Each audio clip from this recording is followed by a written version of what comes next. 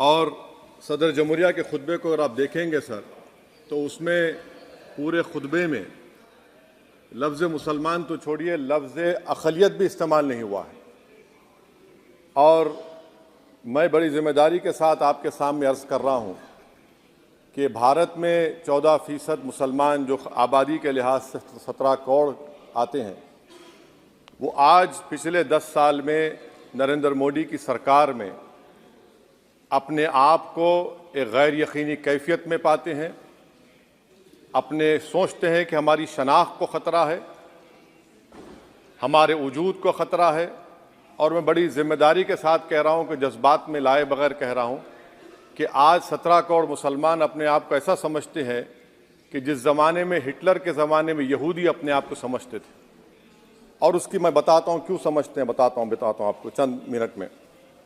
Sir, मिसाल के तौर पर आप देखिए, खुतबे सदारत के हिस्से तहरीर का 32वां पैराग्राफ 32 पैराग्राफ में ड्रॉप आउट रेट का जिक्र हुआ, स्कूलों में इंदराज यानी एनरोलमेंट का जिक्र हुआ, एससीज का नाम लिया गया, एसटीज का नाम लिया गया, ओबीसीज का नाम लिया गया, लफ्ज़ अक़लियत का नाम नहीं लिया गया, मुसलमान तो छोड़िए।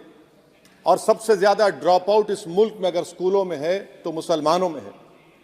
सबसे कम एनरोलमेंट अगर है तो मुसलमानों में, हायर एजुकेशन में। गवर्नमेंट का डेटा है सर कि मुसलमानों का जो स्टूडेंट ड्रॉप आउट है वो 14.42 से क्लास 1 से शुरू होता और वो क्लास 6 और 8 को पहुंचे अब तक वो 10.76 को पहुंचता है।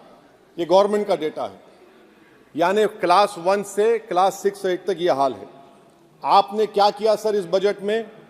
प्री मैट्रिक स्कॉलरशिप को सिर्फ 9th क्लास तक महदूद कर दिया और इसमें आपने पैसे कम कर दिए प्री मैट्रिक स्कॉलरशिप में। और सर 2022-23 का बजट आप देखिए, 5026 करोड़ रुपए दिए गए थे, जिसमें से सिर्फ